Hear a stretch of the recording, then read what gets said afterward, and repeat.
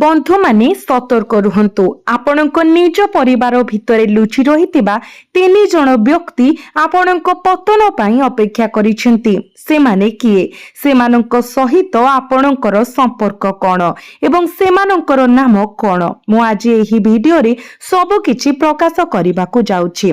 जदि आपण आज सेमानकर परिचय जानिबे नाही तेबे कालीर सूर्योदय देखिबा अत्यंत कष्टकर होई पारे किंबा आपण एहाकु आदौ देखि पारिबे नाही, कारण एही 3 जण व्यक्ति अपरिचित नुहंती।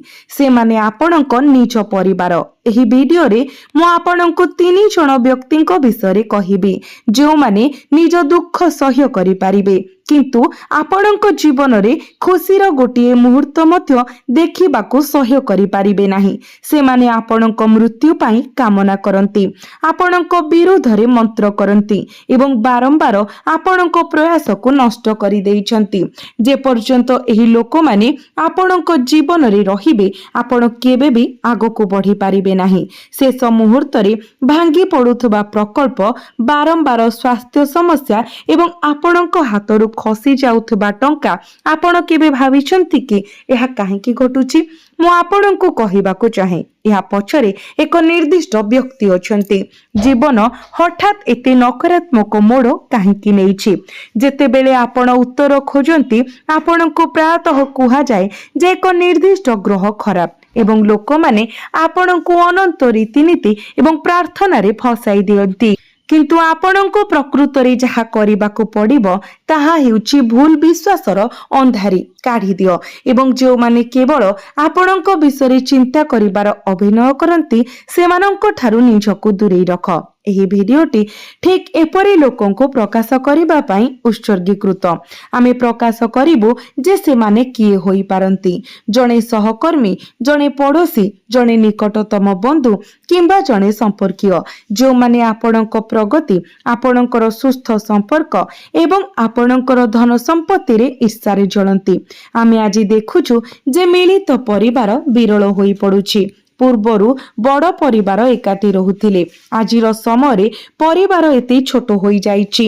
एहार सबुठारु बड़ कारण हेउछि परिवारर सदस्य माने निजे परस्पर को ईर्ष्या करिबा एवं परस्परर प्रगति रे बाधा सृष्टि करिबा को चेष्टा करिबा आरंभ करिसंती। एही वीडियो रे आमे आपणको एपरी 3 जण व्यक्तिंक विषय कहिबो जो माने आपणको पतन पई अपेक्षा करिसंती किंतु आपणको नष्टरू से माने कोन लाभ पांती, से मानकर कोन लाभ आमे वीडियो रो शेष रे एहा प्रकाश करिबो। एही 3 जण व्यक्ति आपणको जीवन को नष्ट करिबा एवं आपणको काम को नष्ट करिबा पई जे कोनोसी सीमा को जाई पारंती। आपण से माननको किए जानिबा एवं संपूर्ण सत्य को उन्मोचन करिबा पई वीडियोटी को शेष पर्यंत देखिबा आवश्यक। मु एही व्यक्ति मानको प्रकाश करिबा को जाउछि जो माने घास रे साप परी आपणको जीवन रे घेरी रहिछंती। दया करी एही वीडियो को शेष पर्यंत देखिबा पई टिकिए समय दियंतु, अधिक नुहे। किंतु प्रथमे भगवान शिवंकर समस्त सच्चा भक्त जो माने महादेवंक ठारे विश्वास करंती दया करी वीडियोटी को लाइक करंतु एवं कमेंट बॉक्स रे जय श्री विष्णु, जय महाकाल लिखिबा को भूलंतु नाही। यह आपनको बहुत सौभाग्य आनी देबो। बंधु माने महादेवंकर एही पवित्र श्रावण मासरे तांकर उपस्थिति सहित आपणको घर को आशीर्वाद करिवे। आपण देखिछंती एपरी लोक अछंती जो माने सामान्य कथारे मध्य बहुत तीव्र प्रतिक्रिया प्रकाश करंती। आपण एहा निश्चय देखिथिबे आपणकर निज परिवार रे एपरी लोक थाई पारंती जो माने आपणकर कहिबार सामान्यतम कथा को भूल बुझंती। जदि आपण सेमानंकु किछि बुझाइबाकू चेष्टा करंती से माने पछको हटी पचारुछंती आपण कोन आमको एबे सिखाइबाकू जाउछंती किंबा कहउछंती आमको मते किछि बुझाइबार आवश्यकता नाही। से माने कहि पारंती मते भाषण देबा पई आपण की मु दुनिया देखिछि, मु एहा एवं ताहा करिछि एवं विभिन्न प्रकारर जुक्ति देई आसंती।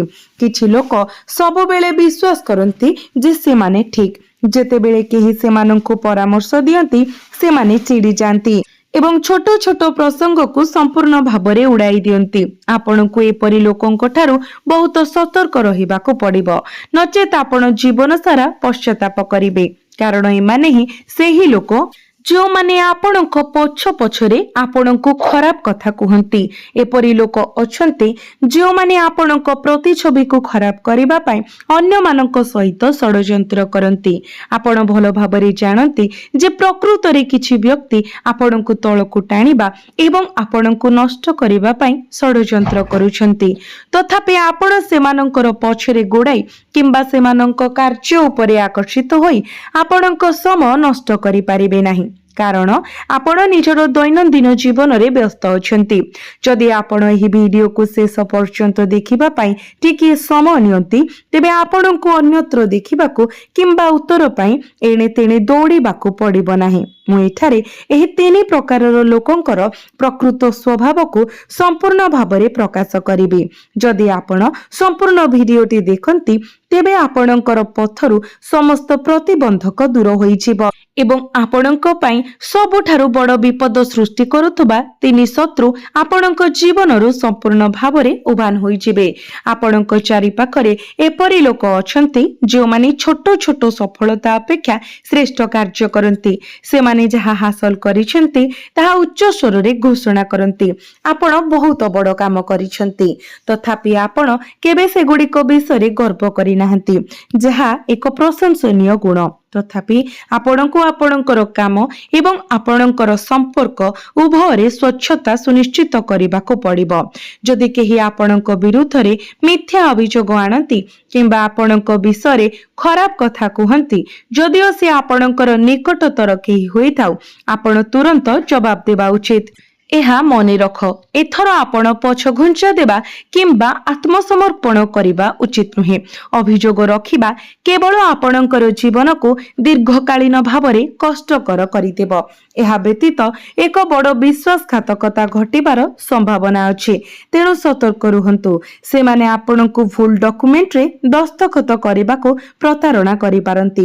ଆପଣଙ୍କୁ ଗୋଟିଏ କଥା କହିବା ବେଳେ ବାସ୍ତବତା ସମ୍ପୂର୍ଣ୍ଣ ଭିନ୍ନ। ଆପଣ ଏକ ବଡ଼ ପ୍ରତାରଣାର ଶିକାର ହୋଇପାରନ୍ତି, ତେଣୁ ବହୁତ ସତର୍କ ରୁହନ୍ତୁ। ମନେ ରଖନ୍ତୁ, ଏହି ବିଶ୍ୱାସଘାତକତା ପଛରେ ଥିବା ବ୍ୟକ୍ତି ଅପରିଚିତ ବ୍ୟକ୍ତି ହେବେ ନାହିଁ। ଏହା ସମ୍ଭବତଃ ଆପଣଙ୍କ ନିଜ ମଣ୍ଡଳୀର କେହି ଜଣେ ହେବେ, ସେହି 3 ପ୍ରକାରର ଲୋକଙ୍କ ମଧ୍ୟରୁ ଜଣେ। ଏହା ବିଷୟରେ ଭଲ ଭାବରେ ଭାବନ୍ତୁ। ଆପଣଙ୍କର କେବେ କାହା ସହିତ ବ୍ୟବସାୟିକ ବିବାଦ ହୋଇଛି କି? ଆପଣ ଦେଖନ୍ତୁ, ବ୍ୟବସାୟୀମାନେ କେତେବେଳେ ସଂଘର୍ଷ କରନ୍ତି, କାରଣ ସମସ୍ତେ ଆଗକୁ ବଢ଼ିବାକୁ ଚାହାନ୍ତି।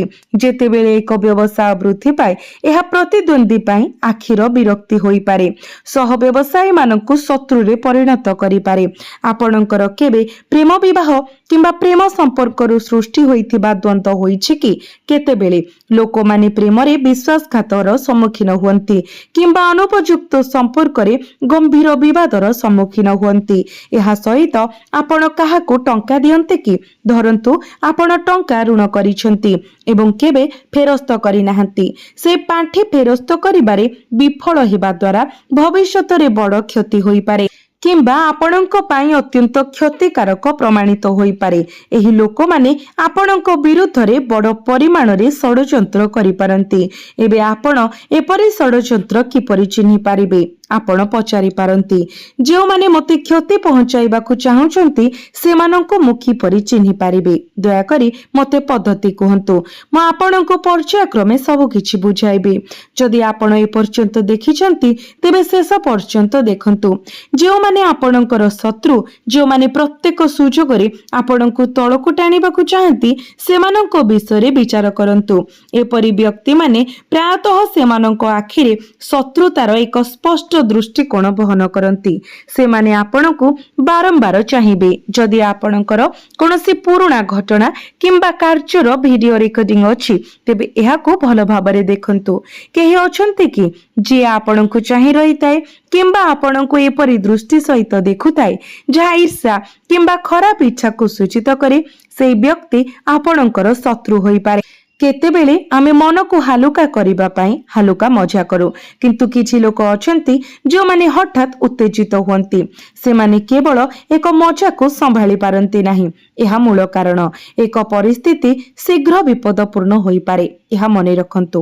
ଆପଣ ଏପରି ଜଣେ ବ୍ୟକ୍ତିଙ୍କୁ ଭେଟି ପାରନ୍ତି ଯିଏ ଆପଣଙ୍କର ବ୍ୟକ୍ତିଗତ ବିବରଣୀ, ଆପଣଙ୍କର ଦୈନନ୍ଦିନ କାର୍ଯ୍ୟ, ଆପଣଙ୍କର ଠିକଣା, ଆପଣଙ୍କର ବୃତ୍ତି କିମ୍ବା ଆପଣଙ୍କର ଆୟ ପଚାରିଥାଏ। ଆପଣ ଏପରି ଲୋକଙ୍କ ସହିତ ଅତ୍ୟଧିକ ବନ୍ଧୁତ୍ୱପୂର୍ଣ୍ଣ ହେବା ଉଚିତ ନୁହେଁ। କେତେବେଳେ ନିର୍ବୋଧତା କିମ୍ବା ନିର୍ଦ୍ଦୋଷତା ହେତୁ ଆପଣ ସମ୍ଭାବ୍ୟ ବିପଦକୁ ଅନୁଭବ ନ କରି ମୁକ୍ତ ଭାବରେ ନିଜ ବିଷୟରେ ସବୁକିଛି ସେୟାର କରିପାରନ୍ତି। କିନ୍ତୁ ବର୍ତ୍ତମାନ ଆପଣଙ୍କୁ ସତର୍କ ରହିବାକୁ ପଡ଼ିବ, କାରଣ ସମୟ ବଦଳି ଯାଇଛି। ଦୁନିଆ ଏତେ ଖରାପ ହୋଇଯାଇଛି ଯେ ଆଜିକାଲି ଜଣେ ଭାଇ ମଧ୍ୟ ନିଜ ଭାଇର ଶତ୍ରୁ ହୋଇପାରେ। ତେଣୁ ପ୍ରଶ୍ନ ଉଠେ, ଆମେ ଏହାକୁ କିପରି ରୋକିବା? ଆପଣ ସମ୍ପୂର୍ଣ୍ଣ ଠିକ କହୁଛନ୍ତି। ଏପରି ଲୋକ ଆମ ଚାରି ପାଖରେ ଅଛନ୍ତି, ଆମେ ମଧ୍ୟ ଏହା ଅନୁଭବ କରୁଛୁ। କିନ୍ତୁ ଏହାକୁ କିପରି ରୋକି ହେବ? ସେମାନଙ୍କ କବଳରୁ କିପରି ରକ୍ଷା ପାଇପାରିବେ? ମୁଁ ଭିଡିଓରେ ପରେ ସମସ୍ତ ବିବରଣୀ ପ୍ରଦାନ କରିବି। ସେମାନେ କିଏ ତାହା ସହିତ ଭିଡିଓର ଶେଷରେ ସତର୍କତା, ସୁରକ୍ଷିତ ରହିବାର ଉପାୟ ଏବଂ ସବୁଠାରୁ ଗୁରୁତ୍ୱପୂର୍ଣ୍ଣ ପ୍ରତିକାର ବିଷୟରେ ସେୟାର କରିବି। ତେଣୁ ଦୟାକରି ଭିଡିଓକୁ ଶେଷ ପର୍ଯ୍ୟନ୍ତ ଦେଖିବା ପାଇଁ କିଛି ସମୟ ନିଅନ୍ତୁ। ଆପଣ ଏହା ସହିତ ସାମ୍ନା କରିଛନ୍ତି, ତାହା କେବଳ ଏକ ସଂଯୋଗ ନୁହେଁ, ପରିବର୍ତ୍ତନର ସମୟ ଆସିଛି। ଆପଣଙ୍କ ରାସ୍ତାରେ କଣ୍ଟା ଭଳି କାମ କରୁଥିବା ଶତ୍ରୁମାନଙ୍କର ପଥ ସଫା କରିବା। ପ୍ରଥମେ ଆପଣଙ୍କୁ ଯେଉଁ ସତର୍କତା ନେବାକୁ ପଡ଼ିବ ତାହା ଧ୍ୟାନର ସହିତ ଶୁଣନ୍ତୁ। ମୁଁ ଏହାକୁ ପୁନରାବୃତ୍ତି କରିବି ନାହିଁ। ଯଦି କେହି ଆପଣଙ୍କ ଚାରିପାଖରେ ଘୁରି ବୁଲୁଛି, ଆପଣଙ୍କର ସମ୍ପତ୍ତି ଉପରେ ନଜର ରଖିଛି କିମ୍ବା ଆପଣଙ୍କୁ ବାରମ୍ବାର ପ୍ରଶ୍ନ କରୁଛି, ତେବେ ସେହି ବ୍ୟକ୍ତି ଜଣେ ବିଶ୍ୱାସଘାତକ ହୋଇପାରେ। ବନ୍ଧୁମାନେ ମନେ ରଖନ୍ତୁ, ଏହି ବ୍ୟକ୍ତି ଆପଣଙ୍କର ସବୁଠାରୁ ବଡ଼ ବିଶ୍ୱାସଘାତକ ହୋଇପାରେ। ସେମାନେ ଆପଣଙ୍କ ପାଇଁ ବିପଦ ସୃଷ୍ଟି କରିପାରନ୍ତି। ଆପଣଙ୍କୁ ଟିକେ ସତର୍କ ରହିବାକୁ ପଡ଼ିବ। ଏହି ବ୍ୟକ୍ତି କାହିଁକି ଏପରି ବ୍ୟବହାର କରୁଛି ତାହା ତଦନ୍ତ କରିବା ଆରମ୍ଭ କରନ୍ତୁ। କୌଣସି ଅଜଣା ବ୍ୟକ୍ତିଙ୍କୁ ଆପଣଙ୍କ ଘରେ ପ୍ରବେଶ କରିବାକୁ ଦିଅନ୍ତୁ ନାହିଁ। ଯଦି କୌଣସି ସମ୍ପର୍କୀୟ ଆସିଥାନ୍ତି, ତେବେ ଆପଣଙ୍କୁ ସେମାନଙ୍କ କାର୍ଯ୍ୟ ଉପରେ କଡ଼ା ନଜର ରଖିବାକୁ ପଡ଼ିବ। କେତେକ ସମୟରେ ଲୋକମାନେ ଗୁପ୍ତ ତନ୍ତ୍ରମନ୍ତ୍ର ସହ ଜଡ଼ିତ ଜିନିଷ ଗୁଡ଼ିକୁ ପଛରେ ଛାଡ଼ି ଦିଅନ୍ତି। ଆପଣ ଏହା ମଧ୍ୟ ଜାଣିନାହାନ୍ତି। ଏହା ବିଚାର କରନ୍ତୁ, ଯଦି କେହି ଆପଣଙ୍କ ଘରେ ଉର୍ଜିତ କିମ୍ବା ଆନୁଷ୍ଠାନିକ ଭାବରେ ଚାର୍ଜ ହୋଇଥିବା ଜିନିଷ ଲଗାନ୍ତି, ତେବେ ଆପଣ କ'ଣ ସେଗୁଡ଼ିକୁ ଚିହ୍ନି ପାରିବେ? ମୁଁ ବୁଝାଇବାକୁ ଚାହେଁ, କେହି ଜଣେ ଗହମ ଦାନା, ଘୁଷୁରୀ ଲୋମ, ଲେମ୍ବୁ କିମ୍ବା ବାଦୁଡ଼ି ପଶମ ବିଛାଡ଼ି ପାରନ୍ତି। ଆପଣ ଏହି ଜିନିଷ ଗୁଡ଼ିକର ଗୁରୁତ୍ୱ ବିଷୟରେ ଅଜ୍ଞ ରହିପାରନ୍ତି, କାରଣ ଗୁପ୍ତ ପ୍ରଥା ସହିତ ଆପଣଙ୍କର କୌଣସି ସମ୍ପର୍କ ନାହିଁ। ଯେତେବେଳେ ଅନ୍ୟ ବ୍ୟକ୍ତି ସେଗୁଡ଼ିକୁ ସମ୍ପୂର୍ଣ୍ଣ ଭାବରେ ବୁଝିପାରେ ଏବଂ ସେଗୁଡ଼ିକୁ ଅସୁବିଧା ସୃଷ୍ଟି କରିବା ପାଇଁ ବ୍ୟବହାର କରିପାରେ, ଏହା ସହିତ ଏହା ଉପରେ ବିଶେଷ ଧ୍ୟାନ ଦିଅନ୍ତୁ। ଯଦି ଆପଣ କିଛି ମହଙ୍ଗା ଜିନିଷ କିଣନ୍ତି, ତେବେ ଏହାକୁ ସାମାଜିକ ଭାବରେ ପ୍ରଦର୍ଶନ କରିବାରୁ ଦୂରେଇ ରୁହନ୍ତୁ। ଉଦାହରଣ ସ୍ୱରୂପ, ଯଦି ଆପଣ ଏକ ଘର, ଏକ ମଙ୍ଗଳସୂତ୍ର କିମ୍ବା ଏକ ସୁନାହାର କିଣନ୍ତି, ତେବେ ଆପଣ ଆପଣଙ୍କ ପଡ଼ୋଶୀମାନଙ୍କୁ ଏହାର ଅଧିକ ମୂଲ୍ୟ ବିଷୟରେ କହିପାରନ୍ତି। ଏହା କରିବା ଦ୍ୱାରା ଆପଣଙ୍କ ପ୍ରତି ଅନାବଶ୍ୟକ ଦୃଷ୍ଟି ଆକର୍ଷଣ ହୁଏ। କେତେକ ସମୟରେ ଲୋକମାନେ କେବଳ ଏକ ନୂତନ ମହଙ୍ଗା ଫ୍ରିଜ୍ ଦେଖାଇବା ପାଇଁ ପଡ଼ୋଶୀମାନଙ୍କୁ ଡକାଇଥାନ୍ତି। ଜୀବନରେ ଯାହା ଇଚ୍ଛା କର, କିନ୍ତୁ ଅତ୍ୟନ୍ତ ସତର୍କତାର ସହିତ ଆଗକୁ ବଢ଼। ଜୀବନରେ ଶାନ୍ତି ଏବଂ ଶାନ୍ତତାର ସହିତ ବିତାଅ। ନିଜ ଖୁସି ଏବଂ ପରିବାର ଉପରେ ଧ୍ୟାନ ଦିଅ। ଅନ୍ୟମାନଙ୍କୁ ଦେଖାଇବା ଦ୍ୱାରା ଆପଣ କ'ଣ ଆନନ୍ଦ ପାଆନ୍ତି? ଏହି ଲୋକମାନେ କେବଳ ଈର୍ଷାପରାୟଣ। ସେମାନେ ଆପଣଙ୍କର ଉନ୍ନତି ଦେଖି କେବେ ଖୁସି ହେବେ ନାହିଁ। ମୋର କଥାଗୁଡ଼ିକୁ ଭଲ ଭାବରେ ମନେ ରଖ। ଜଣେ ବ୍ୟକ୍ତିଙ୍କ ଆଖି ପ୍ରାୟତଃ ସେମାନଙ୍କ କଥା ଅପେକ୍ଷା ଅଧିକ ଜୋରରେ କଥା ହୁଏ। କଥାରେ ଅଛି, ଯେତେବେଳେ ଜଣେ ବ୍ୟକ୍ତି କଥା କହିପାରନ୍ତି ନାହିଁ, ସେମାନଙ୍କର ଆଖି ସବୁ କିଛି ପ୍ରକାଶ କରେ। ସେମାନଙ୍କ ଭିତରେ କ'ଣ ଘଟୁଛି ତାହା ବୁଝିବା ପାଇଁ ଅନ୍ୟମାନଙ୍କ ଆଖି ପଢ଼ିବା ଶିଖିବା ଉଚିତ। ସେମାନେ ଆପଣଙ୍କର ଭଲ କାମନା କରୁଛନ୍ତି କି ଖରାପ କାମନା କରୁଛନ୍ତି, ତାହା ବୁଝିବା ପାଇଁ ଆପଣ ସେମାନଙ୍କ ଆଖିକୁ ଦେଖି କହିପାରିବେ। ଯଦି କେହି ଆପଣଙ୍କୁ ଚାହିଁ ରହନ୍ତି, ହୁଏତ ବାରମ୍ବାର ଆଖି ମିଟିମିଟି କରୁଛନ୍ତି, ଆପଣ ସ୍ପଷ୍ଟ ଭାବରେ ଜଣାଇଦେବା ପରେ ମଧ୍ୟ ଯେ ଆପଣ ସେମାନଙ୍କ ସହିତ କଥା ହେବାକୁ ଚାହୁଁନାହାନ୍ତି, ତେବେ ଏଗୁଡ଼ିକ ଆଚରଣଗତ ସଂକେତ। ବାସ୍ତୁଶାସ୍ତ୍ର ଏହା ମଧ୍ୟ ଉଲ୍ଲେଖ କରେ ଯେ ଏପରି ସଂକେତ ସୂଚିତ କରେ ଯେ ଜଣେ ବ୍ୟକ୍ତି ଖରାପ ଉଦ୍ଦେଶ୍ୟ ପୋଷଣ କରୁଛି କିମ୍ବା ଆପଣଙ୍କ ଉପରେ ଘନିଷ୍ଠ, ହୁଏତ ଦୂଷିତ ନଜର ରଖିଛି। ସେମାନଙ୍କ ଆଖି ସହିତ ସେମାନଙ୍କର ଶରୀର ଭାଷା ପର୍ଯ୍ୟବେକ୍ଷଣ କର। ଉଦାହରଣ ସ୍ୱରୂପ ଲକ୍ଷ୍ୟ କର ଯେ ସେମାନେ ହାତ କ୍ରସ୍ କରି ଠିଆ ହୋଇଛନ୍ତି କିମ୍ବା ଉଚ୍ଚ ସ୍ୱରରେ ବାରମ୍ବାର କହୁଛନ୍ତି କି ନାହିଁ। ଏହି ସଂକେତ ଗୁଡ଼ିକ ପ୍ରତି ଧ୍ୟାନ ଦିଅ, କାରଣ ସେମାନେ ସଂକେତ ଦେଇପାରନ୍ତି ଯେ ଆପଣଙ୍କ ବିରୁଦ୍ଧରେ ଏକ ଷଡ଼ଯନ୍ତ୍ର ରଚାଯାଉଛି। ଆପଣଙ୍କୁ ସତର୍କ ରହିବାକୁ ପଡ଼ିବ। କେବଳ କାହା ସହିତ ଆପଣଙ୍କ ଜୀବନର ପ୍ରତ୍ୟେକ ବିବରଣୀ ବାଣ୍ଟନ୍ତୁ ନାହିଁ। ବିଶ୍ୱସ୍ତ ଲୋକଙ୍କୁ ବାଛନ୍ତୁ ଏବଂ କେବଳ ସେମାନଙ୍କ ସହିତ ସମ୍ପର୍କ ବଜାୟ ରଖନ୍ତୁ। ଆପଣ ଯେଉଁଠାକୁ ଯାଆନ୍ତୁ ସେଠାରେ ଆପଣଙ୍କର ଅଭିଯୋଗ ପ୍ରକାଶ କରିବା କିମ୍ବା ବ୍ୟକ୍ତିଗତ ବିଷୟରେ ବାଣ୍ଟିବା ବନ୍ଦ କରନ୍ତୁ। ଏହା ବ୍ୟତୀତ ଆପଣଙ୍କର ଯେକୌଣସି ଗୁରୁତ୍ୱପୂର୍ଣ୍ଣ ଡକୁମେଣ୍ଟକୁ ସୁରକ୍ଷିତ ରଖନ୍ତୁ। ସେଗୁଡ଼ିକୁ କାରଣ ଚୋରି ହେବାର ଆଶଙ୍କା ଅଛି, ଯାହା ଆପଣଙ୍କ ପାଇଁ ଏକ ଗୁରୁତ୍ୱପୂର୍ଣ୍ଣ ବିପଦ ସୃଷ୍ଟି କରିପାରେ। ଭିଡ଼ ସାର୍ବଜନୀନ ସ୍ଥାନରେ ସତର୍କତା ଅବଲମ୍ବନ କର ଏବଂ ଅନ୍ୟମାନଙ୍କ ସମ୍ମୁଖରେ ଦେଖାଇ ହେବାକୁ ଏଡ଼ାନ୍ତୁ, ନଚେତ୍ ଆପଣ ଗଭୀର ଭାବରେ ଅନୁତାପ କରିବେ। ଏବେ ମୁଁ ଆପଣଙ୍କୁ ସେହି 3 ଜଣଙ୍କର ନାମ ପ୍ରକାଶ କରିବି।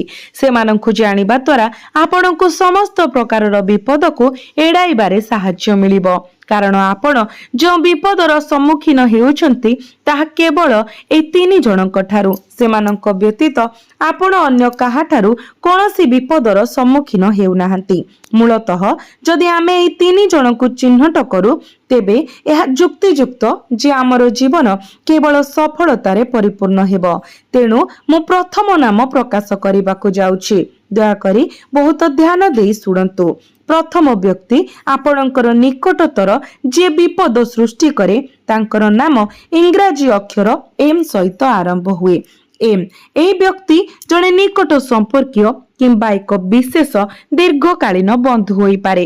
ଆପଣ କହିପାରନ୍ତି, କିନ୍ତୁ ମୋ ନିଜ ଘରେ M ନାମରେ ଜଣେ ଅଛନ୍ତି ଏବଂ ମୁଁ ସେମାନଙ୍କୁ ସନ୍ଦେହ କରିପାରିବି ନାହିଁ। ସେମାନେ ବର୍ଷ ବର୍ଷ ଧରି ମୋ ସହିତ ଅଛନ୍ତି।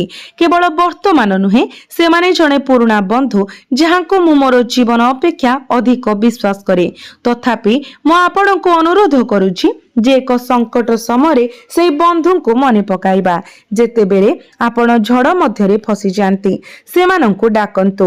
ଯଦି ସେମାନେ ଆପଣଙ୍କ ପାଖରେ ଠିଆ ହୁଅନ୍ତି, ତେବେ ସେମାନେ ପ୍ରକୃତରେ ଆପଣଙ୍କର, କିନ୍ତୁ ଯଦି ସେମାନେ ଦୂରେଇ ଯାଆନ୍ତି, ତେବେ ବୁଝି ନିଅନ୍ତୁ ଯେ ଆପଣ ବିଶ୍ୱାସଘାତକର ସାମ୍ନା କରୁଛନ୍ତି।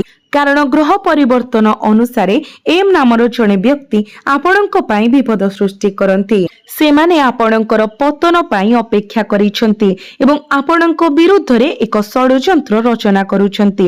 ଏବେ ଆସନ୍ତୁ ଜଣେ ସହକର୍ମୀ, ଜଣେ ବ୍ୟବସାୟିକ ପ୍ରତିଯୋଗୀ କିମ୍ବା ଆପଣଙ୍କର କାର୍ଯ୍ୟକ୍ଷେତ୍ରରେ ଥିବା କାହାକୁ ବିଚାର କରିବା।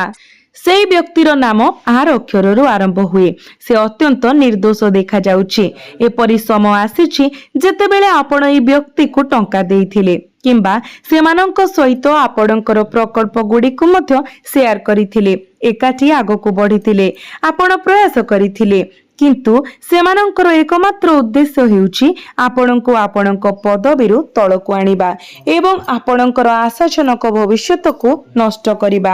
ତେଣୁ ଆପଣଙ୍କୁ ଏହି ବ୍ୟକ୍ତିଙ୍କ ପ୍ରତି ସତର୍କ ରହିବାକୁ ପଡ଼ିବ, ଯାହାଙ୍କ ନାମ R ଅକ୍ଷରରୁ ଆରମ୍ଭ ହୁଏ। ନଚେତ୍ ଆପଣଙ୍କୁ ଦିଆଯାଇଥିବା ପରାମର୍ଶକୁ ନ ମାନି ଆପଣ ପରେ ଅନୁତାପ କରିବେ ଏବଂ ଆପଣଙ୍କ ଜୀବନରେ ଅନେକ ଅସୁବିଧା ଆରମ୍ଭ ହେବ। ସବୁକିଛି ଏହି ବ୍ୟକ୍ତିଙ୍କ ଦ୍ୱାରା ହିଁ ହୋଇଛି। ଏବେ ମୁଁ ଆପଣଙ୍କୁ ଜଣେ ମହିଳାଙ୍କ ବିଷୟରେ କହିବାକୁ ଚାହେଁ, ସମ୍ଭବତଃ ଜଣେ ପଡ଼ୋଶୀ। ଆପଣ ଦେଖନ୍ତୁ, ଆମ ଘରର ମହିଳାମାନେ ପଡ଼ୋଶୀ ମହିଳାଙ୍କ ସହିତ ବାରମ୍ବାର କଥାବାର୍ତ୍ତା କରିବା ସାଧାରଣ କଥା। କ'ଣ ରୋଷେଇ ହୋଇଛି, ପରିବାରରେ କ'ଣ ଘଟୁଛି, କିଏ ବୁଲିବାକୁ ଆସିଛି କିମ୍ବା କିଏ ବାହାରକୁ ଯାଇଛି, ସେ ବିଷୟରେ ଆଲୋଚନା କରିବା। ସେମାନଙ୍କ ମଧ୍ୟରେ ଜଣେ ପଡ଼ୋଶୀ ଅଛନ୍ତି ଯାହାଙ୍କର ନାମ P ସହିତ ଆରମ୍ଭ ହୁଏ। ଆପଣ ଭାବୁଥିବେ ଯେ ଏହା ଆପଣଙ୍କ ନିଜ ରାଶି ସହିତ ମେଳ ଖାଉଛି, କିନ୍ତୁ ଧ୍ୟାନ ଦେଇ ଶୁଣନ୍ତୁ। ଆପଣଙ୍କ ପାଖରେ ରହୁଥିବା P ନାମକ ଏହି ମହିଳା ଆପଣଙ୍କ ପାଇଁ ବଢ଼ୁଥିବା ବିପଦ ସୃଷ୍ଟି କରୁଛନ୍ତି। ତାଙ୍କର ମନ୍ଦ ଉଦ୍ଦେଶ୍ୟ ରହିଛି ଏବଂ ତା ବ୍ୟତୀତ ତାଙ୍କର କଥା କହିବାର ଶୈଳୀ ବହୁତ କଠୋର। ସେ ପ୍ରାୟତଃ କାହାକୁ ଅଭଦ୍ର କିମ୍ବା କଟୁ ମନ୍ତବ୍ୟ ଦିଅନ୍ତି। ସେ ଆପଣଙ୍କ ବିରୁଦ୍ଧରେ ସକ୍ରିୟ ଭାବରେ ଷଡ଼ଯନ୍ତ୍ର କରୁଛନ୍ତି, ଗୁପ୍ତ ଅଭ୍ୟାସ କିମ୍ବା ନକାରାତ୍ମକ ରୀତିନୀତି ବ୍ୟବହାର କରି ଆପଣଙ୍କୁ ତଳିତଳାନ୍ତ କରିବା ଏବଂ ନଷ୍ଟ କରିବା ପାଇଁ। ଆପଣ ଭାବିପାରନ୍ତି, ମୁଁ କେବେ ତା ପ୍ରତି କ'ଣ ଭୁଲ କରିଛି? ପ୍ରକୃତରେ ସତ୍ୟ ହେଉଛି କିଛି ଲୋକ ଆପଣଙ୍କର ପତନ ଯୋଜନା କରୁଛନ୍ତି, କାରଣ ସେମାନେ ଆପଣଙ୍କୁ ଶତ୍ରୁ ଭାବରେ ଦେଖନ୍ତି, ଯଦିଓ ଆପଣ ସେମାନଙ୍କର କୌଣସି କ୍ଷତି କରିନାହାନ୍ତି। ତେଣୁ ଏହି ବ୍ୟକ୍ତିଙ୍କ ଠାରୁ ଆପଣ ଯଥାସମ୍ଭବ ସତର୍କ